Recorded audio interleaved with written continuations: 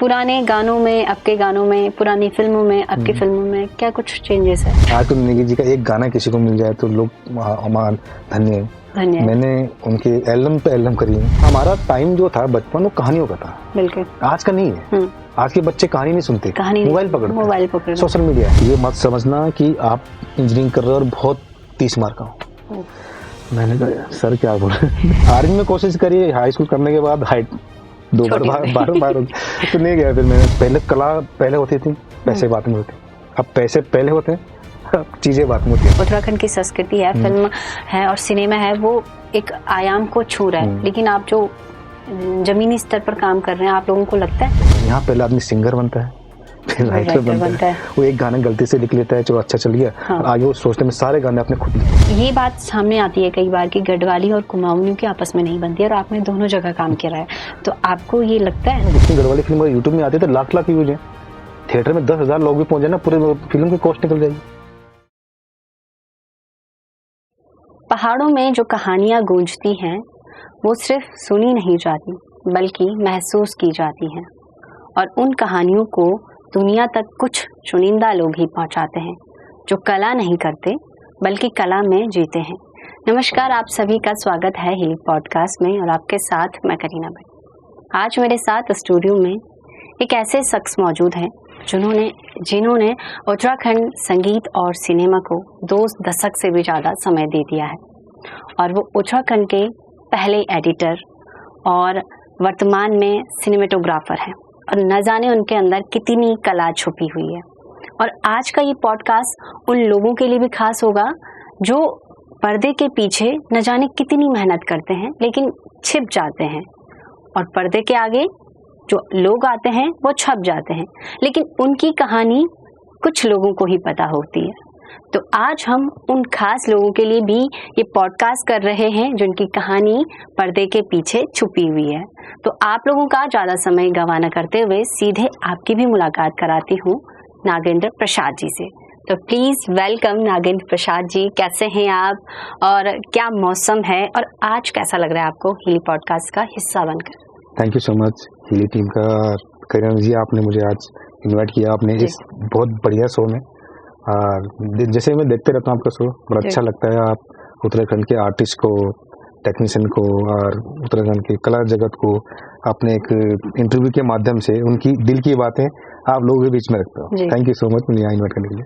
धन्यवाद। आपके बारे में मैंने जितना सुना, देखा और रिसर्च करा तो पता चला कि आपको 2 दशक से भी ज़्यादा समय हो गया है उत्तराखंड संगीत और सिनेमा में काम करते करते, और आप एक बेहतरीन सिनेमेटोग्राफर, उत्तराखंड के पहले एडिटर, प्रोड्यूसर और मल्टी टैलेंटेड। लेकिन आपका पसंदीदा क्या है? पहले तो आपने 2 दशक बोला ना, वो सुन के मुझे ऐसा लग रहा जैसे मेरी उम्र 60-70 साल की हो गई। 2 दशक बोलते हैं, 2 दशक का मतलब 20 साल होते हैं। हाँ। पर 20 साल हो चुके हैं। 2005 में मैं फर्स्ट टाइम इस इंडस्ट्री में आया था। अच्छा। तो मेरा जो फेवरेट काम जो फर्स्ट टाइम भी, पहले भी और आज भी है, और जिसमें मैं अपना 100% से ऊपर देता हूँ, वो है मेरा एडिटिंग फील्ड। एडिटिंग जी। वो क्यों है? क्यों है कि मेरा पैशन शुरू से ही क्रिएटिविटी में था। मैंने इंजीनियरिंग करी थी तो कुछ अलग करना, डेली कुछ नयापन करना, हेडेक लेना। एडिटिंग मतलब आज की डेट में हम देखा जाए तो किसी भी एडिटर को पूछ लो आप, स्पेशल जो मूवी वाले होते हैं, जो फिल्म वाले होते हैं, कि ये बहुत ओवरवर्क काम होता है। और क्या बोलते हैं, आराम से प्यार से, जिसके अंदर सहनशीलता ना हो वो एडिटर नहीं बन सकता लॉन्ग टाइम। कामयाब 20 साल तो कभी नहीं बन सकता, वो 1-2 साल में ही इरिटेट हो जाएगा अपने काम से। तो मुझे पसंद है ऐसी चीजें जो होती है जिसमें कि आपको क्रिएटिविटी दिखाने का मौका मिले, कुछ अपना जो आपके अंदर है वो दिखाने का एक अच्छा मौका मिलता है, वो एडिटिंग के माध्यम से होता है। अच्छा, शुरुआत ही आपने एडिटिंग से की है। तो वैसे आपका सफर कैसे शुरू हुआ है? डीपली बताओ शुरुआत से कि कैसे एडिटिंग, क्योंकि अगर 2005 की अगर मैं बात करूं तो मैं बहुत 5 साल की थी तब, और उस जमाने में पहाड़ों में एडिटिंग ये शब्द ही बहुत बड़ा था, VIP शब्द जिसे बोलेंगे अगर उस जमाने में। तो एडिटिंग का तो पहाड़ों में इतना वो नहीं था, लेकिन आपकी शुरुआत कैसे एडिटिंग से हो गई, और कैसे आपके जहन में आया कि मुझे एडिटर बनना है और कला में बेहतरीन प्रस्तुति देनी है? एडिट का तो ऐसा था कि जैसे बोलते हैं एडिटिंग जो फील्ड होता है तो अधिकतर देखा जाए तो कंप्यूटर रिलेटेड चीज़ें होती है। तो सच बोलूँ तो मैंने अपनी स्कूल लाइफ से इंजीनियरिंग लाइफ तक कंप्यूटर में कभी बैठा नहीं। बैठे नहीं, कंप्यूटर कीबोर्ड कभी देखे नहीं, कभी टच नहीं किए। शौक बहुत था, स्कूल में था, सब इंटर में थे हम, तो कंप्यूटर की क्लासेस लगती थी, तो हम आर्थिक स्थिति इतनी अच्छी नहीं थी कि हम वो क्लासेस की फीस जमा कर सके। उस जमाने में 400 रुपये, तो आज के जमाने में लगा था 4000 के आसपास। 4000 के आसपास। अगर वो टाइम देखें हम भी, 2 दशक पहले, 2001-2 की बात होगी। इंटरेस्ट था कंप्यूटर देख के, इंटरेस्ट आता था, लोगों की क्लासेस चल रही थी, हम खिड़की से ऐसे झांकते थे, ये क्या है, क्या चीज है, ये क्या चल रहा है। हाँ, कि लोगों के लिए उसमें, हमारे लिए मोबाइल भी नया था। बिल्कुल, ये मोबाइल लोगों के पास देखा था पर कभी यूज किया नहीं, वो दूर दूर से देखते थे क्या चीज है। मोबाइल का तो 2010 और 15 तक भी बहुत, हाँ, इतना क्रेज नहीं था, नयापन था कुछ, है ना। और स्पेशल जो हम जैसे लोगों के लिए, जो मिडिल क्लास लोग होते हैं, तो वहाँ तो ये चीजें वैसे भी नहीं थी। जब मैंने स्कूल में देखा कि कंप्यूटर क्लासेस है, क्या चीज है, देखते थे स्कूल में उस दौरान कंप्यूटर क्लास आए थे, पर खिड़की से झांक के देखे एक के ऊपर देखे। मैं अकेले नहीं हूँ, मेरे साथ बहुत सारे फ्रेंड सर्कल थे, और हमारे स्कूल में थे उस टाइम पे, गवर्नमेंट स्कूल था कोटद्वार किशनपुर से। हाँ, तो स्कूल बहुत बड़ा स्कूल था, लगभग 3500 बच्चे स्कूल में पढ़ते थे। अच्छा, तो हम 11वीं में रहे होंगे, तो 12वीं बच्चों को या 11वीं बच्चों, उन्हीं को कंप्यूटर क्लास अलाउ थी, और जो भी हो जो फीस दे सकते थे, क्योंकि वो गवर्नमेंट की डायरेक्ट योजना नहीं थी, वो थर्ड पार्टी। अच्छा, तो नहीं कर पाया। स्कूल में भी फीस थी, 400 रुपये फीस थी उस टाइम की, जबकि उतनी हमारे स्कूल की फीस नहीं थी। स्कूल की फीस मुश्किल से 10 बाई 30-40 रुपए, 30-40 रुपए। तो 400 रुपए देना, वो अब जो बंदा 400 रुपए कंप्यूटर देगा, वो अपने बच्चों को प्राइवेट स्कूल में नहीं पढ़ाएगा। बिल्कुल। तो देखा बस। उसके बाद मैंने ITI करा था, इंजीनियरिंग करी थी इलेक्ट्रॉनिक्स से। वहाँ थोड़ा बहुत हमें ऑफिस में कंप्यूटर दिखते थे, पर वहाँ से ये था कि ITI इसलिए सोच के किया कि कुछ बनूंगा, कुछ करेंगे लाइफ में, अपने आर्थिक स्थिति को सुधारेंगे, इंजीनियरिंग बने तो अच्छी जॉब। नहीं, पहाड़ से सीधे ITI वो दरअसल क्या है, इंटर करने के बाद जब हर लड़के चाहे लड़कियां जब हाई स्कूल इंटर करते हैं, तभी तो पहाड़ में सोचे कि आगे क्या करना है। हमारे उत्तराखंड में देखा जाए तो अब जाके एजुकेशन थोड़ा सा इंटर के बाद आदमी सोचता है मुझे ग्रेजुएशन करना है, कुछ करना है, M.Com B.Com अदरवाइज कुछ भी। तो हमारे यहाँ क्या, आर्मी या ये इंजीनियरिंग ITI पॉली यही चलता, मैक्सिमम यही है। ऑप्शन ही आपके पास दूसरा ऑप्शन नहीं है, ऑटो का ऑप्शन है, या फिर आपका ITI का ऑप्शन है, क्योंकि सस्ता है, बढ़िया है, सरकारी मिल जाता है, टिका हुआ, या फिर आर्मी। आर्मी में कोशिश करिए, हाई स्कूल करने के बाद हाइट 2 बार तो नहीं गया। फिर मैंने छोड़, जहाँ जाना नहीं है तो वहाँ जहाँ हो ही ना उस तक स्ट्रगल नहीं कर रहा है। जब ITI में मैं वहाँ मैंने जैसे एग्जाम पास होते हैं तो मतलब रैंक अच्छी आ गई, तो इलेक्ट्रॉनिक ट्रेड मिल गया, मुझे खुशी हुई कि चलो मैं अब कुछ अच्छी या टीवी फील्ड में, इलेक्ट्रॉनिक फील्ड में मुझे अच्छी जॉब लग जाएगी। सपने पाल दिए बड़े बड़े। अब एक साल हुए ITI में करते गए, टीचर ने एक दिन बोल दिया ऐसे कि बच्चों सुनो, ये मत समझना कि आप इंजीनियरिंग कर रहे हो और बहुत 30 मार्क का। मैंने कहा सर क्या बोल रहे हम सपने जा रहे हमारे ऊपर, अच्छी जॉब, अच्छी नौकरी, अच्छी लड़की लाइफ में आएगी, अच्छा परिवार बनेगा, लड़की प्रायोरिटी है। वही है आजकल भी, वही है ना। वो कहते हैं ना, अच्छी नौकरी आपके पास अच्छी लड़की आएगी, सीधी सी बात है। अब बिन मांगे बिना ढूंढे मिल जाती है।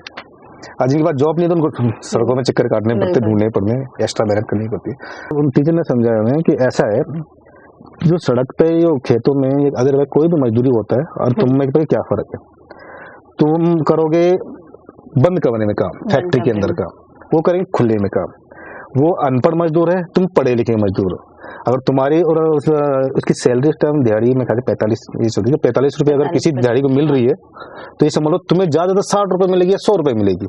पर इतने बड़े सपने मत पाल देना कि तुम इस बनेगे, तुम बहुत बड़े लखपति करोड़पति बन जाओगे। और वहां पर प्रॉब्लम ये थी कि मेरे सपने बहुत बड़े थे, मेरे सपने 1000 रुपए नहीं जाना, मुझे जाना था ऊपर। इंजीनियरिंग करने मैंने सोचा कि ज्यादा तुम्हारे सैलरी 8, 9, 10, 12 हजार तक जा सकती है। अगर आज शुरुआत करते हो, 4000 की नौकरी शुरुआत करते हो, तो 5 साल में तुम 10, 20 साल में तुम 20,000। फिर मैंने 20,000 का हिसाब लगाया, फिर मैंने अपने बैग देखा कि मेरे पास कितनी जिम्मेदारी है, वो इतनी चीजें में पूरी हो जाएंगी, नहीं होती। सपना टूट गया, मूड खराब। तो फिर एक इत्तेफाकन मेरे एक फ्रेंड है, उसकी भाई की शादी थी, कोटद्वार का ही था। तब शादी में चले गए, तब उसकी भाई के साथ, वो पैसे वाले घर से, वो भी ग्रेजुएट करके, मैं इंटर करके था, ITI करता, वो ग्रेजुएशन करके आ रहा था, MSc करके ITI कर रहा था। अच्छा, बड़ा था एज में मुझसे, जो मतलब मैं साथ था ITI। उसकी भाई की शादी में चले गए एंजॉय करने, सारे फ्रेंड्स ऐसे जाते हैं। तो वहाँ पे भाई को देखो, भाई का लाइफ स्टाइल स्टैंडर्ड देख के, गाड़ी गुड़ी में देख के, 4 चाम, चेहरा ग्लो मार रहा है, यंग था। सब कुछ था। तो मैंने पूछते भाई क्या करता है, बोले मुझे एडिटर है। मैंने एडिटर क्या होता है? है तो कोई एडिटर नहीं पता। हाँ। क्या हमारी एजुकेशन लेवल पे नहीं थी ना, कि हमने तो गांव के पढ़े हुए, हमें क्या मालूम क्या होता है। टीवी इतना था ही नहीं, टीवी तो पहली बार मेरे जॉब करने के बाद मेरे घर में तब टीवी है, तो मैंने जब टीवी देखा ही नहीं तो हमें क्या मालूम टीवी में आता है क्या है। जब आता है वो चीज देखी नहीं तो वहाँ काम कैसे होता है, हमें उस चीज के फील्ड के बारे में पता नहीं एडिटर क्या होता है। अरे बात जो कंप्यूटर में एडिट करते हैं और न्यूज बनाते हैं ऐसे करते हैं। मैंने कहा अच्छा वो न्यूज में, मैंने कहा मैंने अच्छा न्यूज में, मैंने भाई से बात करी। अरे ऐसा होता ना, इंटरेस्ट होता है तुम अच्छे उसमें, तो भैया आप यहाँ क्या क्या सैलरी, उसने बोला मेरे 1,15,000 सैलरी बताई। अच्छा, उस जमाने में मैंने 1,15,000 सैलरी भी होती है 2 दशक पहले की बात। मैंने कहा नहीं से हमारे सपने 10,000 20,000 तक, मैंने 1,00,000 सैलरी। मैंने कहा यार कौन सी जॉब करते हो ये से। मैंने तब पूछा, इंटरेस्ट होता है हर कोई उस टाइम ऐसा होता है कि हर उस तरफ जाना चाहता है जिस तरफ उसे अर्निंग का फ्यूचर अच्छा दिखे। तो इंक्वायरी करी मैंने, बोले इसके लिए मैंने क्या करना पड़ता है, इसलिए कोर्स करो, मल्टीमीडिया कोर्स करो या किसी के साथ काम सीखो या कुछ इस तरह से उन्होंने थोड़ा कुछ आइडिया दिए। बस उसके बाद हम वहाँ से आगे दिन रात दिमाग में चलने लग गया इसका क्या करूँ मैं, जो मैं 4-5 हज़ार की नौकरी करने जाऊंगा तो वहीं जाऊंगा। अच्छा। रिसर्च करिए, दोस्त को पूछा एड्रेस लिए, कई बीच में कई लोग हैं, किसी का मैं ज्यादा नहीं करना चाहूंगा, पर इतना है कि इंक्वायरी करने के बाद मुझे पता लगा। फिर मैंने इसका एक प्रॉपर कोर्स किया इसका। वो कहाँ से करा? दिल्ली से। अच्छा, वो भी दिल्ली से करा? दिल्ली से करा। शारदा फिल्म प्रोडक्शन में मैंने इसका अपना वहाँ सीखा हुआ काफी। फिर मैंने नरेंद्र भाई है हमारे वथाण जी हैं, उनके प्रोडक्शन हाउस में मैंने काम सीखा। अच्छा। और उसके साथ साथ मुझे स्ट्रगल नहीं जॉब का ऑफर आ गया। कहाँ से? दिल्ली से ही, हिमाल कैसेट बैनर तले। चंदन बेशोरी जिसके प्रोड्यूसर है। तो मैं ये बोलूंगा मेरे लाइफ में मुझे फर्स्ट एडिटर की जॉब मिली है डायरेक्टली, बिना ढूंढे। हाँ, तो मेरा उन्होंने कुछ काम देखा हुआ था उस टाइम, कुछ में जितने मैंने सैंपल किए थे, कुछ एडिट किए थे मार्केट में, तो वो काम उन्होंने देखा हुआ था, उनको पसंद आया था। तो उस टाइम जैसे शक्तिमान आते थे, ऐसे सीरियल आते थे, तो उस टाइप के मैंने कुछ एडिट करे हुए थे, जैसे उड़ना, सर से चलना, ये करना। बताओ, और बचपन हमारा उन्हीं सबको देखकर हम बड़े हुए। तो उस टाइप का वीएफएक्स यूज करना उस संसाधनों में उस टाइम पे, तो इफेक्ट्स देखे मैंने उस टाइम 2-3 मूवी एडिट करी थी। तो मूवी उनकी कंपनी से रिलीज हुई थी, तो उन्होंने उसका एडिट देखा कि नागिन बहुत अच्छा काम करता है, मेरे हाथ एडिटिंग याद है। वो कौन सी मूवीज थी? उस मूवीज का नाम था, एक दाजू था। हाँ। और एक मैंने सालू करी थी। अच्छा। सालू फिल्म, वो मैंने खुद शूट करी थी, मैंने सेल की थी। ऐसे दाजू थी, तो उनका उसका एडिट अच्छा लगा था। फिर वो सरप्राइज तब हुए उनको कि उत्तराखंड का बंदा है, पहाड़ का ये सब उनके थे। नागिन दिल्ली में कोई पहाड़ी एडिटर नहीं है। मुझे बहुत खुशी हुई कि अपना पहाड़ का, जबकि कुमाऊं से हूँ मैं, गढ़वाल से हूँ। अच्छा, आप गढ़वाल? हाँ, वो कुमाऊं से, उनको अच्छा लगे अपना पहाड़ी बंदा एडिटर है। और हमारे इंडस्ट्री में जो एडिटिंग इंडस्ट्री में हमें से वहाँ सारे का बाहर के बंदे, बिहार से है, आपका बंगाल से है, अदरवाइज है, पर पहाड़ी बंदे को एडिटर नहीं था उस टाइम दिल्ली में। और जो है भी तो मुझे ज्यादा नॉलेज भी नहीं है, और होंगे भी तो शायद वो उनका रहन सहन शायद दिल्ली में ही हो, पर यहाँ से कोई नहीं है। तो वहाँ में जॉब ऑफर हो गई थी, शर्त एक रखी 2 दिन के अंदर ज्वाइन करना पड़ेगा। 2 दिन के अंदर। उस टाइम मैं छुट्टी घर आ गया, फोन भी किसी ताऊ जी के फोन पे उनका फोन आया, मतलब पड़ोस में फोन आया। 2 दिन के ज्वाइन करना पड़ा। शर्त ये कि हमारा ओपनिंग है, ज्वाइन कर लोगे ठीक है, नहीं तो फिर रहने देना। फिर मैंने कहा 2 दिन का डिसीजन लेना था, तो यहाँ से बात करना। जैसे तैसे दिल्ली पहुंचे, वहाँ तो जॉब ज्वाइन करी। सैलरी मेरे पिताजी की सैलरी उस टाइम जो भी थी, पर उससे 4 गुना ऊपर थी। अच्छा। तो सैलरी इतना था कि हाँ 10,000 के राउंड में मुझे सैलरी में ऑफर हो गई। अब कहाँ मैं वहाँ 4,000 के सपने और कहाँ 10,000। 1.5 साल के डिसीजन चेंज करके मुझे जो हुआ लगा कि हाँ कि यार लग रहा है। स्टार्ट मेरे 10,000 से स्टार्ट हो रही है। मैंने क्या नाम भगवती फिल्म में जॉब करी थी। अच्छा। वहाँ से ऑफर आया था, वहाँ भी ऑफर आया कि नागी हमारे साथ आ जाओ। तो उन्होंने मेरे सर से बात करी पहले वाले मालिक से कि यहाँ के हमें नागेंद्र चाहिए। तो उन्होंने नहीं, अब उनके आपस में जो भी डील हुई तो मैं वहाँ शिफ्ट हो गया। 2-3 हज़ार सैलरी और बढ़ गई। फिर लगातार काम करने के बाद तो मेरे ये था कि थोड़ा सा मैं फेमस हुआ अपने लोकल क्षेत्र में कि पहाड़ी सिंगर जितने थे वो ये हमारा पहाड़ी बंदा है। जैसे मुकेश कठेत जी आए, वीरेंद्र राजपूत जी आए, अपने किशन नेपाल जी आए। किशन नेपाल जी का एडिट किया था मैंने, क्या था और जिया। तो जो रामा की टी सीरीज की जो एडिट होते थे उनका अपना पैकेज होता था, वो अपने उसमें से मेरे पास एडिट कराना था। नहीं हम कराएंगे, अपना पैसा देंगे ना, मेरे को हम वहाँ कराएंगे। अच्छा। ऐसे करते रामा के बहुत सारे प्रोजेक्ट मेरे पे आते रहे। ठीक है। रामा जो हमारे आदमानी जी हैं, तो उन्होंने बोला नागेंद्र एक काम करो कि आप रामा में आ जाओ। फिर 2 बार मैंने मना किया, 2 बार मना किया। मुझे इनसिक्योरिटी फील थी कि यार क्या पता लगा ये इन्होंने रखा है, हटा दिया और मैंने घर करना घाट का। फिर उन्होंने बोला एक काम बोल क्या चाहिए। मैंने काम करो सर, अगर आपको चाहिए तो आप एक काम करो, मुझे सिक्योरिटी दे दो। कितनी बोले एक काम बोल क्या चाहिए। मैंने कहा मुझे 1 लाख रुपए दे दो। तो माइंड मेरा उस चीज में हुए ना। ठीक है, मैंने सर देखो सैलरी क्या देखो, सैलरी मैं बताओ कितने, तो मैंने उस टाइम मैंने ऐसे ही बोल कितना 32 या 36 ऐसे कुछ बोला था। अच्छा, जो बोला उन्होंने हाँ। किस दौरान की बात है? ये 2007 की बात है। अच्छा, 7 32-36। हाँ 32-36 में उन्होंने बोला ठीक है।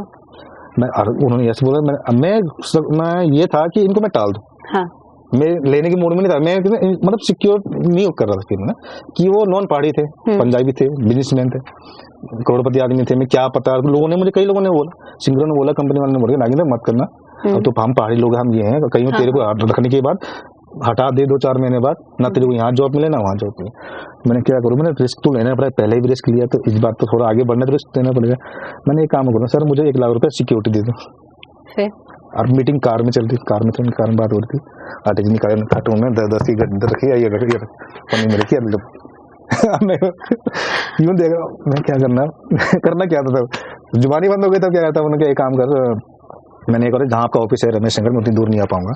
अगर आपको मुझे लिया आपने और आप चाहते हो आपका बिजनेस अच्छा चले एडिटिंग फील्ड में, आप जो अपनी कंपनी का काम करो, बाहर का भी काम करो, तो आपको एक जगह अच्छी चाहिए।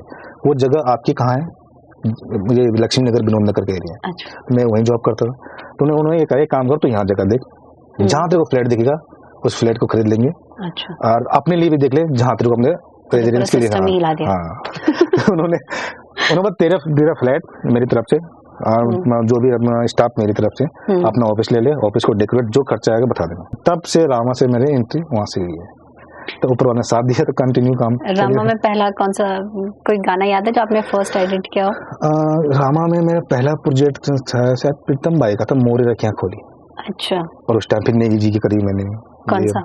ये अपना क्या था, देहरादून वाला हूँ। अच्छा, सराना सियाली। अच्छा, सराना सियाली जो उनका है, मतलब मैं पहाड़ी मत बोलो, ये करी थे। जैसे मंगलेश जी की करी मैंने, अब तो याद भी नहीं है इतनी।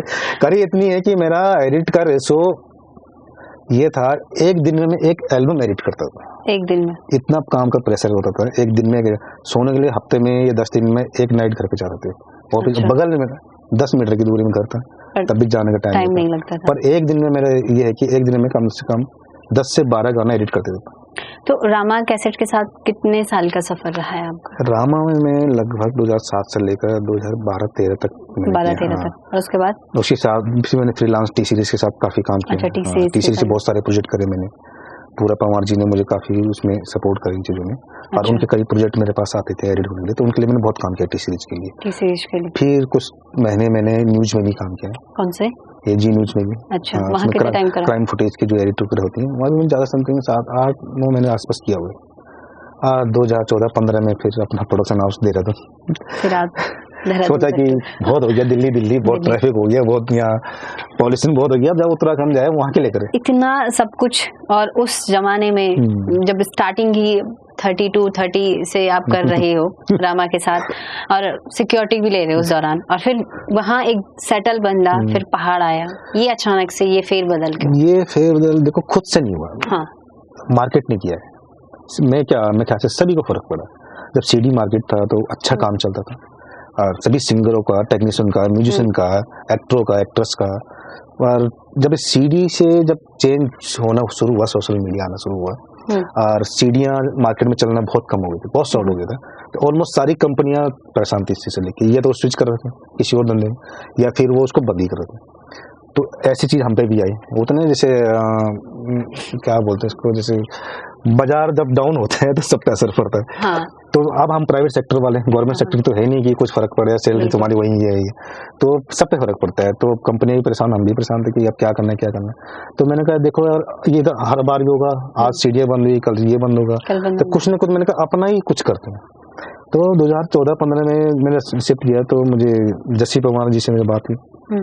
हम दोस्त हैं, बहुत पुराने एक्टर थे, साथ में एक्टर थे, तो वो उस टाइम बॉम्बे थे, इसी डिजिटल फील्ड के बारे में रिसर्च कर रहे थे। तो उन्होंने बोला कि ऐसे बात चल रही थी कि नहीं क्या करना चाहिए, ये काम कर रहे हैं, देहरादून बेटर, मैं ये कर रहा हूँ आजकल, सोशल मीडिया यूट्यूब का ये नया ट्रेंड है कि हम यूट्यूब से भी पैसा कमा सकते हैं। ये बात उन्होंने बोली। मैंने यूट्यूब से कहाँ से पैसे कमा सकते हैं? मैंने टी सीरीज में वही करा, उनके बड़ा ब्रांड है, उनके पास सब कुछ है, हम उसमें कैसे कर लेंगे सब चीजें। तो उस टाइम इतना यूट्यूब का नहीं था, इतना नहीं था, था भी तो हमारे ईस्टर्न इंडिया में इतना नहीं था। 14-15 में जब मैं शिफ्ट हो गया था, देहरादून शिफ्ट हो गया, मैं अपना करता हूँ, तो मैंने ऑनलाइन एडिट का काम किया। जैसे जिसके प्रोजेक्ट होते थे तो मैं डोर टू जैसे वो सूट पे एडिट करता था, या इधर मतलब कुछ चेंज ओवर लाने के लिए तो कुछ करना पड़ता, तो ऑनलाइन एडिट का काम शुरू किया मैंने, कि जिसका सूट जहाँ चल रहा है वहीं उसको एडिट उसके हाथ में देता। तो लोगों को ये नयापन लगा। अब उसको करते करते क्या, जब पवार जी से मेरी बात हुई तो अब क्या आगे क्या करना है, काम करते, मेरा प्रोडक्शन हाउस है हार्दिक फिल्म्स, तो उसके लिए करो काम। अब उन्होंने जब एक कंपनियां खोली तो बहुत सारे जो उनके म्यूजिक वीडियो थे जो उन्होंने परचेस करे थे अलग अलग कंपनियों से, तो उनका सोशल मीडिया में उनको इंस्टॉल करना था। तो उनकी कटिंग का पहले से डीवीसी होती थी छोटी कैमरे, ये आपके डिजिटल कैमरे उसमें छोटी डीवीसी होती थी, उसको लोड करके उसका वीडियो अलग करके उसको एचडी फॉर्मेट पे निकालना होता था। वो फॉर्मेट कुछ और था, ये फॉर्मेट। तो उनके कम से कम जितने भी आपके हार्दिक फिल्म्स के जितने वीडियो उस टाइम के, तो उसको करने में मुझे 1 साल लगे। अच्छा। तो पूरा कैटलॉग इकट्ठा करने में, बाद में अपलोड किया उन्होंने। तब उन्होंने बोला ये काम करो, अपना भी तुम अपना प्रोडक्शन हाउस खोलो, यूट्यूब चैनल खोलो। तो एनपी फिल्म्स उन्होंने खुलवाया मुझे अपना उस दौरान। हाँ, अपना प्रोडक्शन। किस कब की बात है? 2014-15 से। और तब से अपना प्रोडक्शन हाउस है। अब एडिटिंग से आप प्रोडक्शन हाउस आपने खोल दिया, प्रोड्यूसर भी बन गए, एक्टर अचानक से ही। अच्छा, एक्टर तो अचानक नहीं बोलूंगा मैं। एक्टर तो होता ना कि इस फील्ड में है तो कहने के कीड़ा तो होता ही है ना। स्कूल से था, मैं कहते आपने भी स्कूल किया हो तो देख, छोटे मोटे शो तो देख, कभी डांस में शामिल हो गए, नहीं भी होते टीचर पकड़ के खड़ा कर देते, चला भाई यहाँ पर ये कर। तो इंटर स्कूल में था मुझे कि हम स्टेज में तो एक्ट करें, ये करें, सीरियल करता था, टीचर कहते तो तेरे अंदर क्वालिटी है, ये काम कुछ लिख, इसको प्ले कर, जो वार्षिक उत्सव होते हैं उसमें किया। तो उस टाइम का थोड़ा इंटरेस्ट था। जैसे अब हाँ, उसके बाद कुछ नहीं किया तब जब मैं सेटल हो गया, जब मैं रामा में मेरी जॉब लग गई, तब एक ही एक्टिंग का था, फेस का तो कैमरे में अच्छे सामने तो नहीं आता पर कैमरे में अच्छा दिख जाता है। सामने भी बहुत खूबसूरत है, ऐसा नहीं है, बहुत हैंडसम है। Thank you so much. तो पहला गाना कौन सा करा आपने? तो जब मैं जॉब सेटल हो गया था, सैलरी सेटल हो गई थी, जब एक होता अपना माइंड थोड़ा सा फैमिली की तरफ से भी सब चीजें सेटल हो गई थी, तो मैंने कहा कुछ अपने शौक भी पूरा किया जाए। सोचा पर उसके लिए कुछ एफर्ट नहीं लगाया। तब क्या हुआ कि हमारे कोरियोग्राफर डायरेक्टर हैं बहुत बड़े उत्तराखंड के, अरविंद नेगी जी, जिन्होंने मायावान बनाई है। तो मेरे फ्रेंड भी है, आना जाना था, एडिट करता था उनको काफी कुछ में। तो उन्होंने लगी यार अंदर कब तक यार अंदर तो बोर नहीं होता, चल मैं साथ में नैनीताल चलते हैं। मैंने भाई मैं नहीं आ रहा। अरे बस एक गाना करना है तेरे को। अरे मैं नहीं करा गाना, मैं कहाँ गाना घूमना, अरे घूमने चले वाले, कोई बात नहीं। अब वो प्रोजेक्ट कंपनी का था हमारा, चले गए वहाँ पे। अब 2-4 जोड़ी कपल जाना, मैं गाना नहीं करूंगा, मैं घूमने आऊंगा, वहाँ नहीं करूंगा, मैं छुट्टी चले गए। उसने जबरदस्ती मुझसे गाना करो, कुमाऊनी गाना था। कौन सा? पप्पू कारगिल गाना था। अच्छा, पप्पू कारगिल मेरा फर्स्ट या सेकंड एल्बम थी, जिसका फुल वीडियो एल्बम हुई थी, वो थी माँ वैष्णो सीरीज थी। अच्छा, विनोद जोशी जी की कंपनी थी। तो बल्कि मैंने ही वो प्रोजेक्ट अरविंद नेगी को दिलाया था, तो उन्होंने चल नागी चल यार आउटिंग हो जाएगी, तो उसमें मुझे एक लव सॉन्ग करवा दिया। उसमें लव सॉन्ग करा, गाना रिलीज हुआ, लोगों ने पसंद किया, तो मैंने कहा आगे कंटिन्यू किया जाए, तो कंटिन्यू किया मैंने आगे। तब फिर लोग जब बुलाते थे जॉब के साथ साथ धीरे धीरे कुछ गाने करे, समने भोजी करा मैंने, हट जाओ सियाली किया, फिर मैंने विजय भारती और अजय भारती के डायरेक्शन में, किशन पाल जी के डायरेक्शन में समने भोजी करा। ऐसे अदरवाइज बहुत सारे सॉन्ग है, शौक पूरे करते, ये शौक है, ये शौक है। इसके अलावा कुछ और शौक आपका? शौक तो बॉडी बिल्डिंग का था। उसकी कोशिश करिए मैंने कि बॉडी बिल्डिंग करूं, पर हाँ हमारे काम के साथ टाइम नहीं लगता इतना कि हम इतना कुछ करें। सिनेमेटोग्राफी का जैसे मैंने शौक था, तो मैंने वो अपने करियर के साथ जोड़ के रखा कि अब कंटिन्यू में सिनेमेटोग्राफर एडिट में काम में फोकस है। मैंने 2 महीने 1-2 गाने कर लेता हूँ, बाहर से आती में कोई ना बुलाए तो अपना कर लेता हूँ। अपना प्रोडक्शन हाउस है, उसमें 1-2 गाने आ जाते हैं। अच्छा, इस बीच फैमिली कैसे आपने कि पहले ITI करवाया, फिर आप एडिटर, और फिर उसके बाद आप खुद ही शिफ्ट हो गए, तो फैमिली ने कैसे इन सब चीज को एक्सेप्ट करा कि ये लड़का क्या कर रहा है?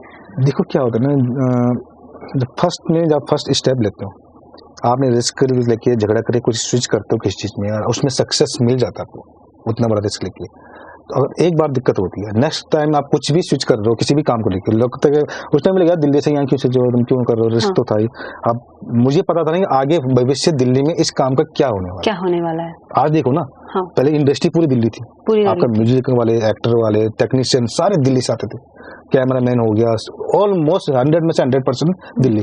उत्तराखंड में सिर्फ शूट होता था। उस दौरान सीडी की जो रिकॉर्डिंग होती थी वो भी कहीं भारी हाँ, मतलब 90% से ज्यादा काम दिल्ली में, देहरादून में था, पर वो क्वालिटी वाइज और उतना सक्सेस नहीं थे, क्योंकि करने वाले, कराने वाले, फाइनेंस सब दिल्ली से ही आता था जितने भी लोग।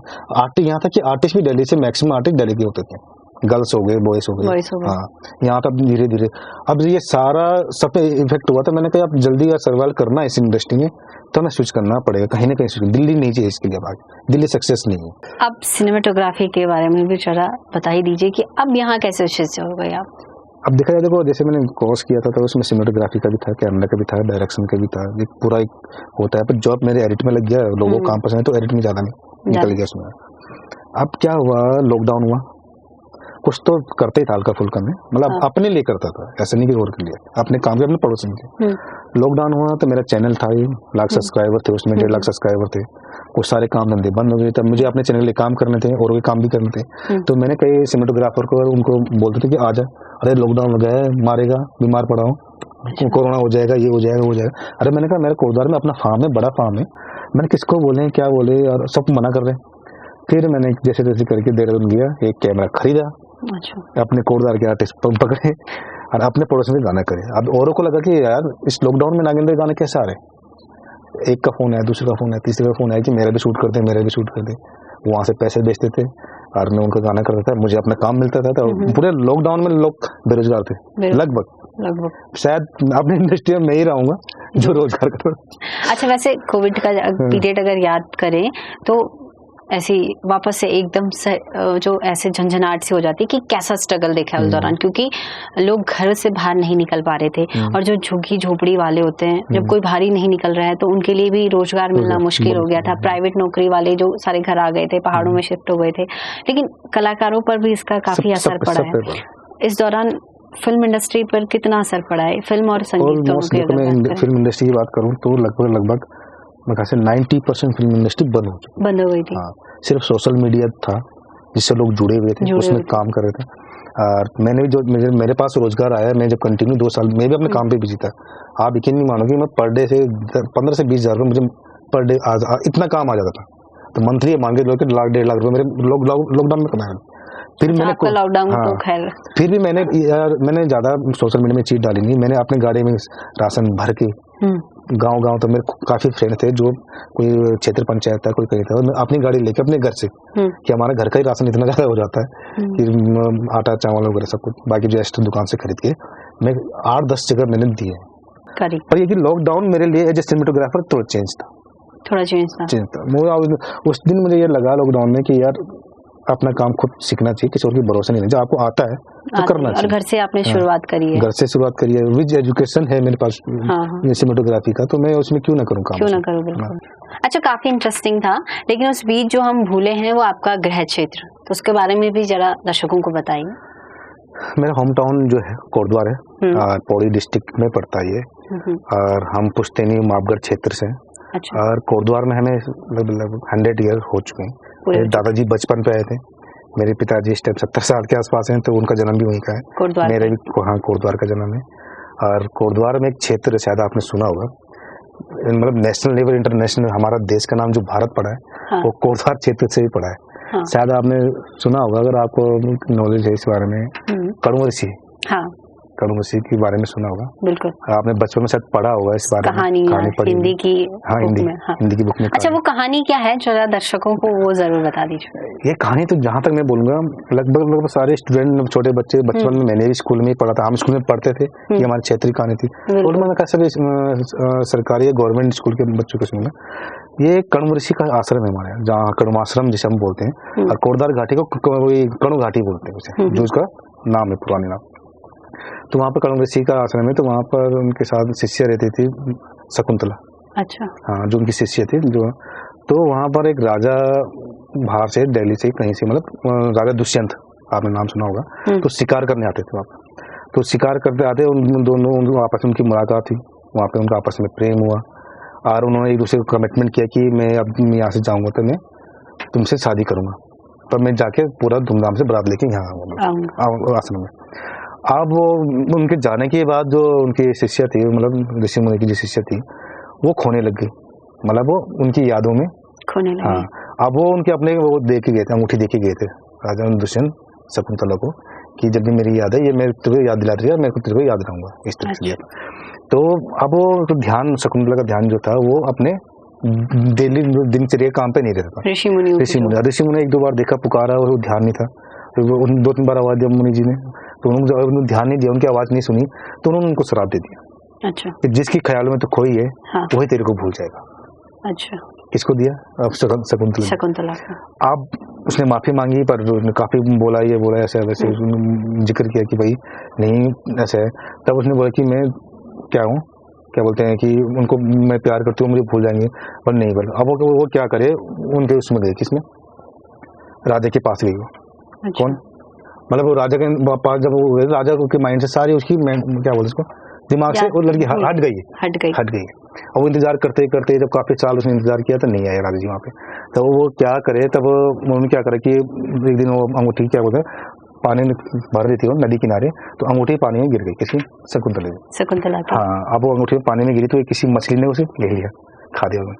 अब वो नदी नीचे तक जाती है, जो मालन नदी है, मालिनी नदी बोलते हैं उसको। हाँ। वो नीचे तक जाते रहते, तो वो उनके गांव में किसी मछुआरे ने इतनी बड़ी मछली पकड़ ली, और ये बड़ी मछली थी, इसको मैं राजा को दूंगा। कैसे कि राजा को दूंगा, मुझे इनाम मिलेगा, बड़ा इनाम मिलेगा। हाँ, जब ये बताना कि जब उसने श्राप दिया तो उसने माफी मांगी, तो उसने ये बोला तेरी जो भी समलोन होगी, मतलब कुछ जो चीज याद होगी, अगर राजा उसको देखेगा तो तेरे को याद आ जाएगी, तेरी याद आ जाएगी। ठीक है। अब इत्तेफाक सडनली वो जो चीज उसके पास थी वही खो गई। हाँ। वो और परेशान। अब वो क्या हुआ कि वो जैसे मछली ने अंगूठी ली, उसने मछली को मिली, मछली लेके वो राजा के पास गया। जब मछली का उसने काट दिया तो उसके अंदर अंगूठी थी। राजा को देखिए ये अंगूठी ऐसी है, राजा को तब सडनली याद आई उसको कि अरे मैं तो वहां पे। तब वो फिर वापस उसको लेने आया, उसकी रानी थी शकुंतला। हाँ, देखा तो उसके वहां पर बच्चे था। अच्छा। भरत, जिसका नाम भरत था, ऋषि मुनि में। हाँ। बच्चा था, उसका एक बेबी हो गया था, किसका? शकुंतला का। और तब हमें बच्चे के पास उन्हें देखा तो वहां पर उसका बच्चा शेर के साथ खेल रहा, शेर में मुंह में ऐसे दांत गिन रहा। पहले मिल गया बच्चे में, देखा तो वो जैसे देखा कि कौन है, और मैं ये हूँ, मेरे माँ का नाम है। तब वो उनका आपस में मुलाकात होती है कि हैप्पी फैमिली, फिर वो ले जाते। तब वो राजा दुष्यंत के बाद भरत जो उनका बेटा था, तो पूरा राजा बनता है भारत। तो उसके नाम पे ये भारत वर्ष पड़ा हुआ है। तब ये कहानी तब की है। हाँ। काफी इंटरेस्टिंग कहानी है ये, हमने पढ़ी है बचपन में। और आपकी फैमिली की जैसे अभी बात शुरुआत हुई थी, आपकी जो धर्मपत्नी जी हैं वो भी सिंगर हैं, तो कितना योगदान है उनका आपके काम में? अब वो कहते हैं कि हर सक्सेसफुल आदमी के पीछे एक अच्छी लेडीज का हाथ होता है, वाइफ का हाथ होता है। तो ये कहावत, इसका कहावत ही नहीं है, सच्चाई है। मेरी लाइफ में तो सच्चाई है कि जब से 2011 से या 2009 से हमारी सगाई हो गई थी, 9-10 में 2011 में मेरी शादी हुई थी। तो तब से हम दोनों जो भी डिसीजन लाइफ में रहते हैं, काम को लेके हो, पर्सनल हो, फैमिली लेके, तो हमारी बॉन्डिंग बहुत अच्छी है। वो कहते हैं कि लाइफ में मियां बीवी में कभी न कभी झगड़ा हो ही जाता है। हाँ। है कि नहीं? तो हमारा भगवान उसको नजर न लगे, पर ये कि हमारे बीच में कभी ऐसी प्रॉब्लम ही नहीं कि हमें तू में करना पड़े। अच्छा। वो कहते हैं लोग तो हाथापाई तो बहुत दूर की बात है। आजकल ऐसा चल रहा है, हमारे ऐसे हाथ भी लगे कभी इस तरह की। तो हमारी अच्छी बॉन्डिंग है, वो अच्छे एक्टर से, वो अच्छी सिंगर है, आकाशवाणी से बी ग्रेड है। अच्छा। और अपना यह संस्कृति विभाग से भी रजिस्टर्ड सिंगर है, और एमए उसमें सिंगिंग में उसने एमए कर रखा, भारत खंडे 6 साल का, वेल एजुकेट सिंगर है। हमने जॉब के लिए, टीचिंग के लिए अप्लाई करेंगे, पर क्या करें, उत्तराखंड में जॉब का बेरोजगारी है। तो कलाकारी लाइन में हम दोनों का रोजगार इसी चल रहा है और बेहतरीन चल रहा है। अच्छा, अभी आप फिल्म में भी आपकी जो फिल्म स्टोरी जो आप लिखते हैं, स्टोरी राइट करते हैं, दद्दी को बक्सा, ये भी आपने ही लिखी है। ये स्टोरी मेरी बहुत पुरानी थी। कैसे ये प्रेरणा मिली है कि अब लिखना है? देखो कहानी, देखो हर आर्टिस्ट के पीछे, हर इंसान के पीछे कहानीकार पर कौन होता है? उसकी दादी नानी होती। आपने सुनी होगी जब छोटे में कि हमारा टाइम जो था बचपन, वो कहानियों का था। बिल्कुल। आज का नहीं है। आज के बच्चे कहानी नहीं सुनते, मोबाइल पकड़ते, सोशल मीडिया है। तो पहले कोई मनोरंजन के संसाधन होते नहीं थे। अब नानी के घर गए, टीवी है नहीं, रेडियो है नहीं, अब नाना ने कहानी सुना दी, या घर में है और शाम को सोना है, रात को सोना है, तो दादी कहानी सुना दो, दादा कहानी सुना दो। तो होता है हमारा टाइमिंग जो है, तो वो स्टोरी क्रिएट करना और सुनना और उसमें इंटरेस्ट होना, ये हमारा बचपन बीता है इस चीज में। तो कहानी का एक होता है ना इंटरेस्ट कि हाँ की कहानी 50 साल की कहानी है, तो वो सुनने का इंटरेस्ट था, बनाने का इंटरेस्ट भी था। और कहानियां कहाँ से लेते हैं आप, जीवन की तो लाइफ की कहानी होती है, आप क्या जी रहे हो, क्या कर रहे हो, क्या नहीं कर रहे हो, बस जो आपने 5 साल में जिया उसको आपको 10 मिनट में, 20 मिनट में, 2 घंटे में आपको बताना है, तो वही कहानी होती है, लाइफ की कहानी होती है। तो दादी को बक्सा जो कहानी थी वो मैंने अपनी दादी को देख के मन में मैंने क्रिएट किया था। बहुत 7-8 की बात होगी, तो उस टाइम मेरे पास स्टोरी थी, हम शूट भी कर रहे थे, मैं इसको, मैं रामा के लिए शूट करता इसको, पर विजय भारती जी उस टाइम भी साथ में थे मेरे, तो उन्होंने उस टाइम बन नहीं पाई मूवी। तो अब काफ़ी टाइम बाद फिर तब दोबारा मूवी का दौर चला भी, तो अब भारती जी को मुझे लगा कि यार वो उसी स्टोरी पे काम करते हैं, अच्छी है, कॉमेडी है, फिल्में तो सब बना रहे हैं, इंटरटेनमेंट टाइप की फिल्म तो अच्छा रिस्पांस मिला उसे पब्लिक से, बढ़िया है। बिल्कुल। इसके अलावा और कोई मूवी जो आपकी? अभी 2 और आने भी डिस्क्लोज नहीं करूंगा कि 2 स्टोरी मेरे भी और आने वाली है, अच्छे बड़े प्रोडक्शन में आ रही है। अच्छा। जल्दी जब आएगी मार्केट में तो स्क्रीन प्ले हो गया और जल्दी तैयारी है, सब कुछ रेडी है, जल्दी लव स्टोरी है, एजुकेशन बेस पे लव स्टोरी है। सबसे मुश्किल काम क्या है? किस चीज में? इन सारी चीजों में जो आप सब करते हैं, तो सबसे मुश्किल काम है एक्ट करना। मेरी नजर से एक्ट करना, स्पेशल फिल्म में, गानों में नहीं, फिल्मों में। क्या फिल्म? क्योंकि इतने 2 पेज का डायलॉग याद करना, विद एक्सप्रेशन के साथ उसे बोलना और टाइमिंग पे बोलना कि सामने वाला डायलॉग छोड़ रहा, आप कैसा मूड के साथ बोलना।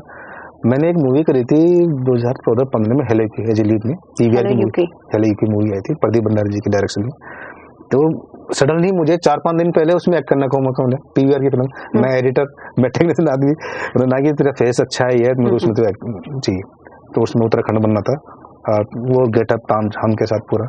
मैंने पहले तो मना करता, नहीं यार तू कर, अच्छा बोल रहा। उस दिन मुझे पता लगा कि एक्ट करना कितना आसान, गाने में दूसरे के मुश्किल है। क्योंकि जब गाने करते, गाना तो हम किसी के लिप्स में कर रहे हो, लिप्स बनाना जैसे रील बनाना होता है ना, तो फिल्म करना, फिल्म के साथ एक्ट करना, विद एक्शन के साथ करना। फिर दूसरी बात, अगर कोई लंबा एक पन्ने का डायलॉग है आपको याद भी रखना है। अब आप सोच के बोले कि माइंड होता है टाइम कोई बात बोलते हैं तो पहले सोचते तब बोलते, वो दिख जाता है, कैमरा पकड़ लेता है उस चीज को। पर एक्सप्रेशन के साथ बोलना, आपके मन में बैठा होना, दिल में, जैसे आपको मैंने कहानी सुना तो मुझे पता है पूरी चीज, मुझे अपनी स्टोरी पता है, अपनी लाइफ की स्टोरी पता है, तो मैं बिना हेजिटेशन को सारी चीजें बोलूंगा। पर किसी चीज को पढ़ के बोलना सडनली 2-4 दिन पहले या 1 महीने पहले, और अब ऐसे उसको रियलिस्टिक करके मतलब बताना पब्लिक, वो बड़ा टफ काम। तो आपको एक्ट करना, इसीलिए शायद आपने ज्यादा एक्टिंग भी नहीं करी। मैं सॉन्ग में करता हूँ, मूवी एक ही करी है, मूवी मुझे ऑफर हुई है, मुझे ऑफर हुई है, पर मैंने ये कहा कि मेरा ठीक है अपना टेक्नीशियन। अच्छा, क्या लग रहा है कि अभी पब्लिक आपको आगे पर्दे पे देखेगी? फिलहाल तो हो सकता है। अच्छा, एक मूवी अच्छा आप कर रहे हैं, आ रही है, एक मूवी आ रही है, एक मूवी आ रही है। अच्छा, कोई ऐसा सीन जो आपने बहुत अच्छे से शूट करा हो और आपने जी जान भी लगाई हो, लेकिन एडिटिंग की टेबल पे जब आया और आपको मजबूरन वो कट करना पड़े, ऐसा कभी हुआ? ऐसे कई सीन आते हैं, डेली आते हैं, हर मूवी में आता है, हम सेट पे जब शूट करते हैं, क्योंकि क्या होता है मूवी हमें ड्यूरेशन भी देखना होता है फिल्म का, और सीन इतना लेंथी ना जाए कि अपना ही काम किया, और हम क्या होता है हम सेट पे कोई चीज कर रहे हैं, तो जब हम टेबल पे बैठते हैं तो वो चीज कई बार बोर लगती है, वहां पर अच्छा लगता है। पर पब्लिक के, जब मैं टेबल में एडिट में बैठता हूँ तो मैं पब्लिक का एंगल देखता हूँ, जब हम शूट करते हैं जैसे कैमरामैन का एंगल देखते हैं, और जब एडिट टेबल में देखो यार ये सीन पब्लिक को बोर कर, मुझे अगर 2-3 बार देखने में मुझे बोर कर रही है बिन उसके, इसमें पब्लिक तो इससे तुरंत पक जाएगी। तो कई सीन आते हैं ऐसी बात नहीं होती, चीजें काटने भी पड़ती, अपने किए हुए काम हमें कई बार टेबल में आके खराब लगते हैं। अच्छा, उत्तराखंड से बाहर कहाँ आपने शूट करा है? उत्तराखंड शूट तो मैं उत्तराखंड से हमने कुमाऊं जा के हैं अभी हाल में। उत्तराखंड से बाहर जैसे अभी दिल्ली शूट किया था मैंने, एक मूवी का शूट किया था, पीवीआर की मूवी थी, और मुंबई गए थे, मुंबई भी हमने काफी शूट करके, और शिमला हो गया, शिमला मैंने शूट किए। अच्छा, लोकेशन जो आप शूट पे जाते हैं कितना मुश्किल रहता है वहाँ? अब जैसे पहाड़, चलो बाहर का तो सब रेंट का ही रहता है कि जो भी करना है, क्योंकि हम वहाँ उस फील्ड में या उस शहर में नहीं होते हैं, लेकिन जब बात पहाड़ों की आती है, वहाँ कहते हैं ना कि पहाड़ी बड़े सरल होते हैं, बड़े मीठे होते हैं, तो जब पहाड़ों में जाते हैं तो कुछ दिक्कतें आती हैं? देखो पहाड़, तब देखो नाम है जिसका पहाड़ हो, चढ़ना जिसके ना, जब ऊंचाई हमारा नाम जब पहाड़ है, हम खुद पहाड़ी है, हमारे डीएनए में, खून में पहाड़ीपन है, तो बाहर वालों के लिए टफ है यहाँ काम करना। जब आर्टिस्ट हमारे पहाड़ी, हम पहाड़ी, तो सीधी सी बात है उतना टफ नहीं पड़ता आना जाना टफ। हम तो एंजॉय करते हैं, लोग तो बाहर से ट्रैकिंग करने के लिए पहाड़ों में आ रहे हैं कि हम चढ़ाई चढ़ेंगे। और हमें तो काम के साथ साथ आपको ट्रैकिंग मिल रही है, वो बाहर का वातावरण मिल रहा है, अच्छे सुंदर दृश्य मिल रहे हैं, स्वच्छ पानी, स्वच्छ हवा, हर चीज बढ़िया मिल रही है। काम के साथ साथ अपने रोजगार के साथ वो चीज मिल रही है, इससे बढ़िया और क्या बात हो सकती है। जैसे आपने अभी एंजॉयमेंट की बात करी, तो कोई ऐसा किस्सा जो आपके जहन में हो और बहुत शूट के दौरान का हो, पर्दे के पीछे का हो, जो आपको हमेशा ही जब भी आप अकेले बैठे और आपको याद आ जाए और आप मनी मन हंसने लगे, या फिर कभी? मैं एक मूवी की बात करूं हाल में, गाजी को बक्सके था, एक सीन था, शिवानी थी उसमें, अपने एक्टर थे अजय सोलंकी जी थे। सीन था कि माता दादी की फोटो रखी हुई है और उसमें क्रिया में बैठे हुए, चौथे में बैठे हुए, आगे वो चल रहा है, मैं पीछे कैमरा कर रहा था, मास्टर शॉट लिया मैंने, और उसमें कम से कम 15 लोग थे उस सीन में। मैंने मास्टर कहा था, अच्छा, आराम से। उसमें शिवानी थी और जितनी उसमें लड़कियां थी, शिवानी थी और अपने हमारे 5-6 लड़के उसमें लड़कियां उसमें बैठी हुई थी, आयुषी जियाल थी और एक एक्टर हो रहा था, 3-4 फिल्म था। मैंने इधर से मास्टर काटा, अजय सोलंकी क्लोज काटा, मतलब पुरुषोत्तम भाई का क्लोज काटा, विजय सर का क्लोज काटा, सभी क्लोज काटने के बाद में सोलंकी जी क्लोज काटा। मैं मतलब लास्ट में लड़कियां इस तरफ थी, मैंने इनको बात में लेता हूँ और इधर मुड़ा मैं, और दोनों लड़कियों में कैमरा में लिया, उन्होंने एक्शन बोला और वो हंस रहे, दोनों लड़कियां बड़ी बड़ी आंखें करके। मैंने क्या करा, मैंने क्लोज धीरे धीरे यूं क्या हो रहा है, मजाक कर रहे। मुझे पहले हंसी है, अरे सारे पीछे वो समझ गए, मैं तो कैमरा में देख रहा हूँ, पीछे देख रहे कि बॉडी लैंग्वेज, चेहरे से लग रहा है कुछ सीन के अंदर। सीन वो रात के 11-12 बजे शूट हो रहा था। अच्छा, माहौल भी वैसे था, सफेद कपड़े पहन के सब लोग उस तरीके से, और यूं करे। बाद में एक पे शिवानी उठी ऐसे करके भयंकर वहां पे। तो ये कॉमेडी के लिए था या कॉमेडी? रियल देवी देवता सीन के पीछे वहां पर। अच्छा, ऐसा? अब देवी देवता था या भूत पिशाच थे, जो भी थे। ये किसके साथ हुआ? शिवानी के साथ भी हुआ। हाँ। और क्या बोलते हैं, आयुषी जुआ के साथ, दोनों के साथ। और फिर वो माहौल कंट्रोल करना मुश्किल। चलो ये तो हंसी मजाक हो गया, लेकिन मुश्किलें कभी ऐसी आई हैं कि जैसे आप बारिश में शूट कर रहे हैं और आप वहीं फंस गए, नेटवर्क नहीं है, ऐसी चीजें हुई हैं? एक बार हमारा हुआ था, बहुत भयंकर होता। आप जब ये क्या कहते हैं, ये आपदा आई थी जब, अच्छा, तो मैं टी सीरीज के शूट पे था, टी सीरीज का प्रोजेक्ट था हमारे का, तो हम थे प्रोला बड़कोट में। अच्छा, प्रोला हम चले गए 2-3 तारीख शूट पे, लंबा शूट था, 2 एल्बम थे एक साथ थी। जगमोहन दिगारी का, ललित मंजूर की एल्बम थी उनकी, हाँ, दोनों एल्बम थी। एक तो नानी नानी सीमा था और एक दिल की कल्पना, उसमें मैंने एज एक्टर भी काम किया, उसमें एज एक्टर गया था वहाँ पे शूट पे।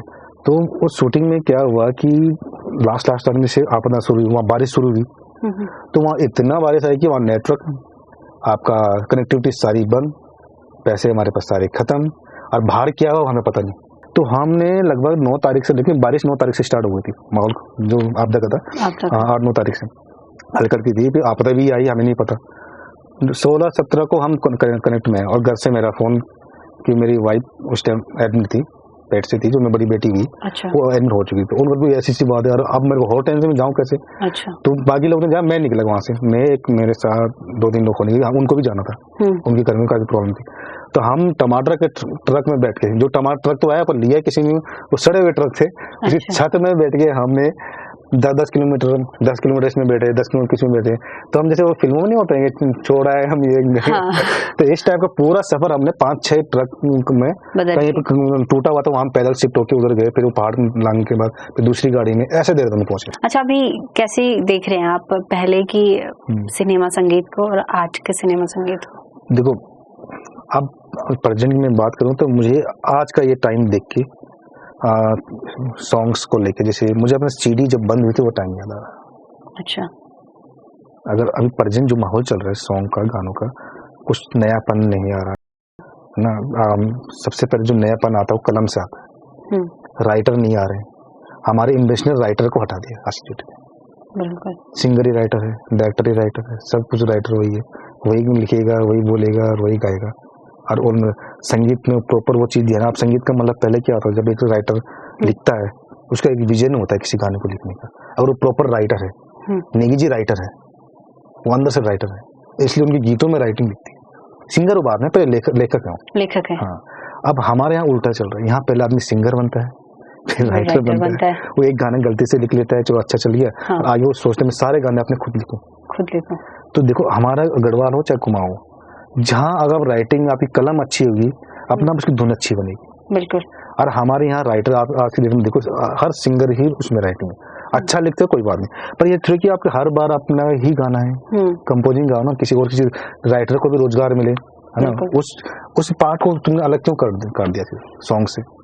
राइटिंग डिपार्टमेंट में कैसे आज की डेट में 90% गायब है। अब सिर्फ पेमेंट को लेके काम हो रहा है, पेमेंट को लेकर आप काम करो, पैसे तो मिलेगा, पर आप पैसे को देख के काम होता है। बिल्कुल। अब पहले पैसे को देख के काम नहीं होता, पहले कला पहले होती थी, पैसे बाद में होते, अब पैसे पहले होते हैं, चीजें बाद में होती है। चाहे म्यूजिक क्षेत्र हो, चाहे सिंगिंग हो, चाहे राइटिंग हो, किसी भी डिपार्टमेंट में। कंपटीशन कितना बढ़ गया है इधर? कंपटीशन सिर्फ ना आधुनिकता में बढ़ा है, बाकी और किसी से कंपटीशन नहीं है। कुछ मूल मुद्दा जो उत्तराखंड के जो गाने, जो उत्तराखंड से चीजें जुड़ी होती, गाने हो चाहे फिल्में हो, किसी हर चीज की बात कर रहा हूँ। और जो फिल्में भी आ रही हैं वो क्या है आज, वो भी धीरे धीरे फिल्में भी उत्तराखंड से और नीचे प्रदेश को पलायन कर दी। बिल्कुल। 50% 70% जो पिक्चराइजेशन है वो नीचे की ओर है। बिल्कुल। पहाड़ों में इतने सारे मुद्दे हैं, बहुत सारे मुद्दे हैं जो आप फिल्में बना सकते हैं। हमारे देवी देवता हैं, इतने मुद्दे हैं। बिल्कुल। हमारे नरसिंह है, भैरव है, इन पे फिल्में बन सकती हैं, नहीं बन सकती? बिल्कुल। गाने बन सकते हैं, बहुत सारे मुद्दे हैं, तीली रोतली उन पे फिल्में बन सकती हैं, गाने बन सकते हैं। आप आज के जमाने के हिसाब से उनको प्रेजेंट करो ना, वो चीजें आनी चाहिए।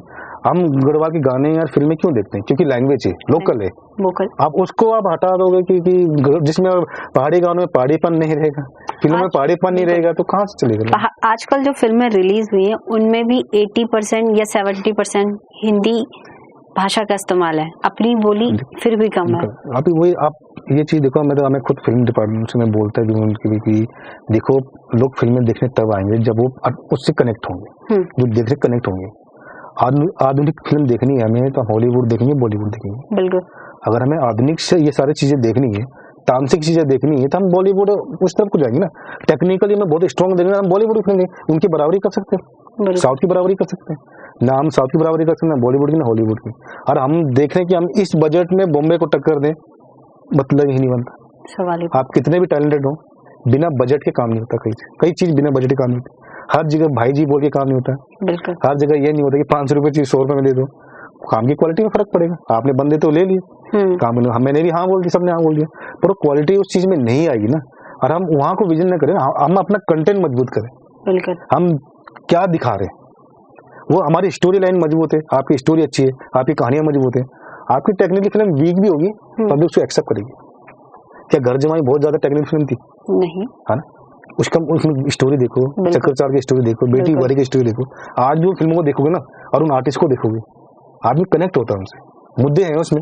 भाषा देखो उनकी, अब आज की भाषा ऐसी होगी ना, वो गढ़वाली रहेगी या ना वो हिंदी रहेगी, कठमाली। हाँ वही तो कई चीजें हैं। देखो भाषा, लैंग्वेज, लेखन से बहुत फर्क पड़ता है। तो चाहे वो फिल्म हो चाहे गाना हो, तो मैं आपने जो क्वेश्चन पूछा क्यों राइटर, चाहे फिल्म राइटर है चाहे वो सॉन्ग राइटर है, अगर ये जब तक मजबूत नहीं होगा, आप कुछ भी कर लो, आप बैलगाड़ी खींच रहे हो। बिल्कुल। अब ये डामाडोल जो ये सिचुएशन हो रखी है अभी संगीत और सिनेमा की, तो इसमें नए बच्चों को अपना भविष्य देखना चाहिए।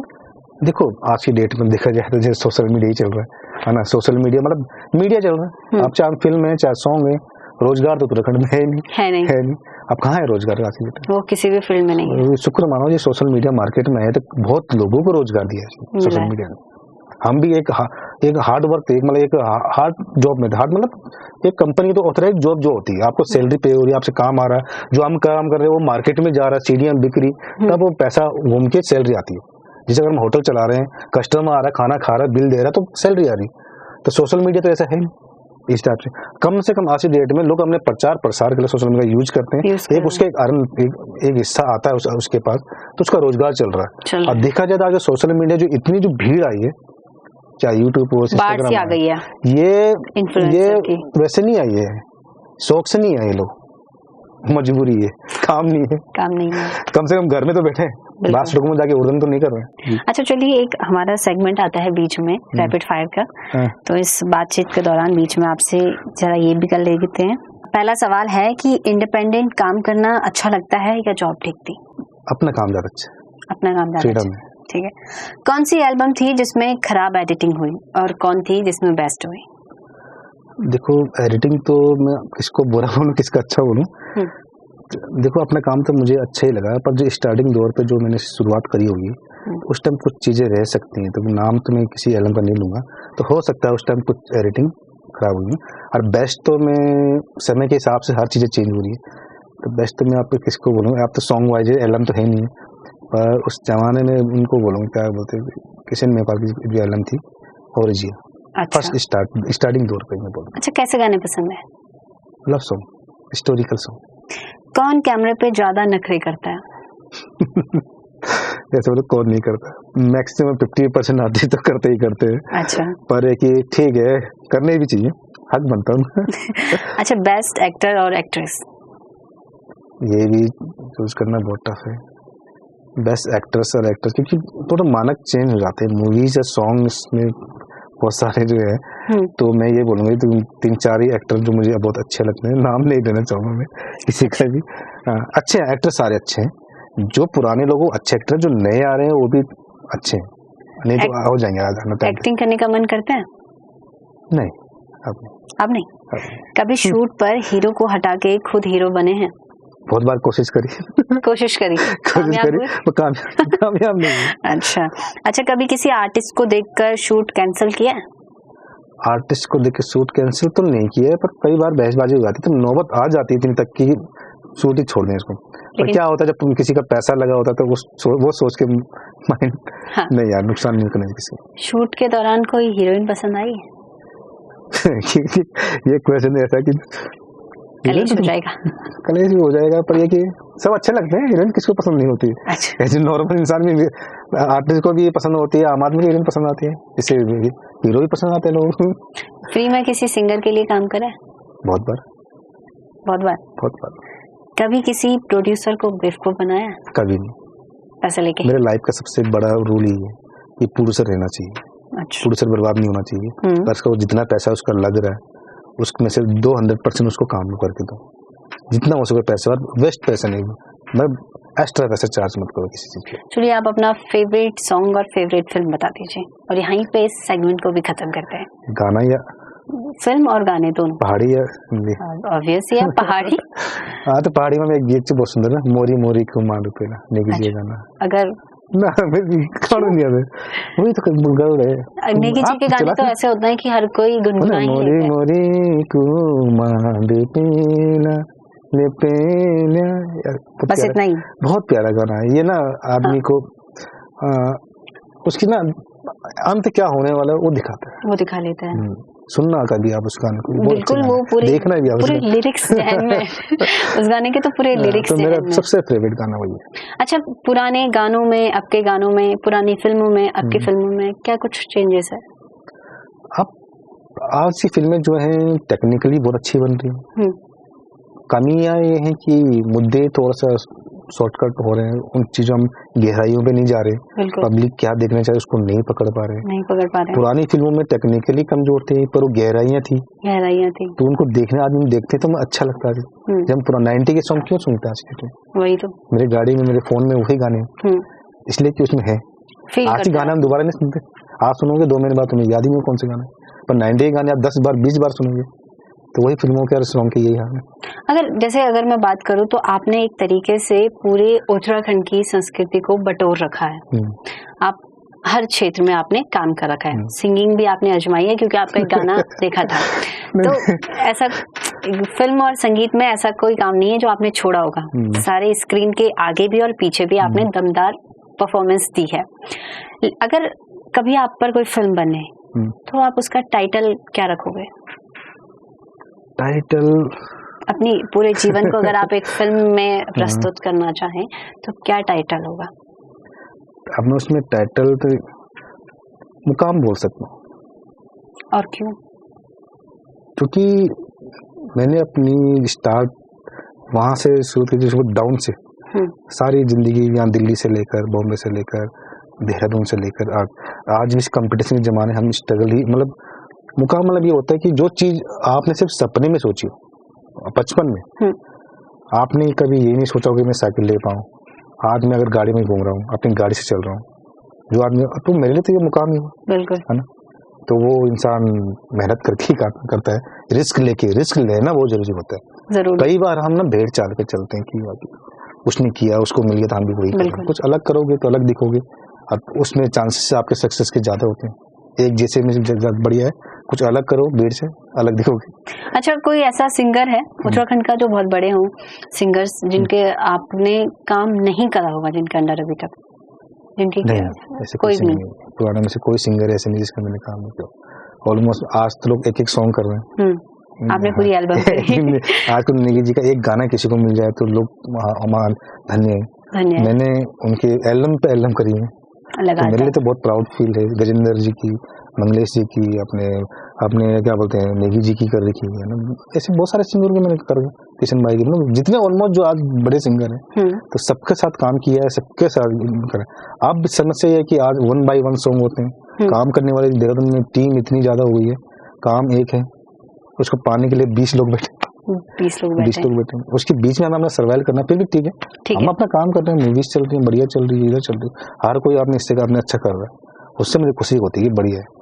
और हमें ये कि हम भी इस दौर में फिर भी टिके हुए काम कर रहे हैं, तो है ऊपर वाले की कृपा चल रहा है। आजकल लगातार बैक टू बैक फिल्में आई, और उसे देखकर कहीं ना कहीं ऐसा भी लगा कि शायद जो हमारे उत्तराखंड की संस्कृति है, फिल्म है और सिनेमा है, वो एक आयाम को छू रहा है। लेकिन आप जो जमीनी स्तर पर काम कर रहे हैं, आप लोगों को लगता है? देखो, सिनेमा अच्छा बन रहा है, सारी फिल्में अच्छी आ रही है, गवर्नमेंट अच्छा सपोर्ट कर रही है, हर चीज में फिल्में आ रही है। समस्या है कि पब्लिक थिएटर तक नहीं जाती है, क्योंकि फ्री का जो ये है ना रेवड़ी, पब्लिक को चाहिए आज की डेट में। तो मैं जनता को बोलूंगा ये बात, मेकर को पहले बात देख तो लो क्या बनाया है। आप बुराई करो, बोलो बहुत गंदा बनाया, पर देख के तो बोलोगे। जब पब्लिक ना थिएटर तक नहीं जा रही, आप यूट्यूब में वो चीजें डालेंगे, पब्लिक तुरंत आ जाएगी। आप अपनी फिल्में देखो ना, कितनी गढ़वाली फिल्म यूट्यूब में आती है तो लाख व्यूज है। थिएटर में 10,000 लोग भी पहुंचे ना, पूरे फिल्म की कॉस्ट निकल जाएगी। बिल्कुल 10,000 लोग थिएटर में फिल्म देखने चले गए 200 रुपए टिकट लेके, तो पूरी फिल्म की कॉस्ट निकल जाएगी। सेम बॉलीवुड की अगर कोई फिल्म लगी हो तो वो 3 गुना ज्यादा महंगा टिकट रहता है, तब भी देखते हैं। अब वही ना, हमारे पहाड़ियों की बोलूंगा, चाहे गढ़वाल हो, कुमाऊं, जौनसार हो, कहीं बिल्कुल हमारे उत्तराखंड के जो जितने भी लोग हैं, कुछ हिस्सा तो अपनी लैंग्वेज को दो। हम फिल्में और सॉन्ग इसलिए बना रहे हैं, आपके लिए बना रहे हैं। आप पहाड़ी छोड़ चुके हो लगभग, जो नीचे आ चुके हैं। बिल्कुल एक यही माध्यम है जो आपके कानों में पहाड़ी सुनाई देता है। गढ़वाली गाने सुनाई दे रहे हैं, फिल्में सुनाई दे रही है, जौनसारी सुनाई दे रही है, कुमाऊनी सुनाई दे रही है। जिस दिन ये चीजें बंद हो गई, आने वाली पीढ़ी में सारी लैंग्वेज बंद हो जाएगी, पूरा उत्तराखंड हिंदी हो जाएगा। बिल्कुल मानते हो इस बात को? अच्छा, हाँ, ये बात तो आपने बिल्कुल सही कही है कि आने वाले समय में ये चीजें और ज्यादा खत्म हो जाएंगी। अच्छा, एक आपकी बात में बीच में मुझे सवाल आया, मेरे जहन में आया कि आपने, ये थोड़ा सिलेबस से हटके क्वेश्चन है, आपने गढ़वाल में काम किया है, कुमाऊं में काम करा है, जौनसार में काम करा है। जौनसार तो फिर भी एक छोटा क्षेत्र अलग हो गया, लेकिन गढ़वाल और कुमाऊं को एक अलग स्तर पे देखा जाता है। तो ये बात सामने आती है कई बार कि गढ़वाली और कुमाऊनियों की आपस में नहीं बनती है, और आपने दोनों जगह काम किया है, तो आपको ये लगता है? मेरी लाइफ में तो मुझे कभी 20 साल के करियर में ऐसा दिखा नहीं दिखा कि मेरा करियर ही कुमाऊं से बना।